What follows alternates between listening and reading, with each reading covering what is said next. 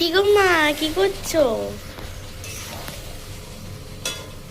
আজকে হোলি স্পেশাল তোমাকে চিকেন বানিয়ে দিচ্ছি।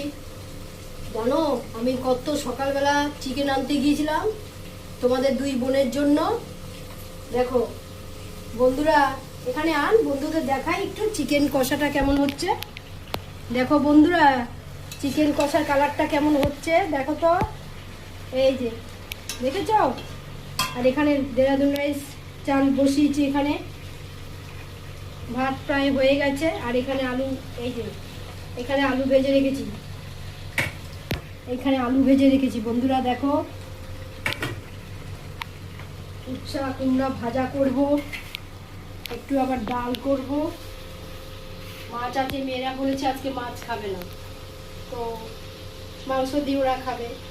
আমার খুব একটা চিকেনটা খেতে ইচ্ছা করে না, মটন হলে তবু 2 পিস খাই। তো চলো বন্ধুরা, রান্নাটা সেরে নিই তাড়াতাড়ি করে, আবার পুজো দিতে হবে। তো চলো বন্ধুরা, তোমরাও রান্না টান্না করে রাখো, তারপরে আমরা গল্প করব, ঠিক আছে? টাটা।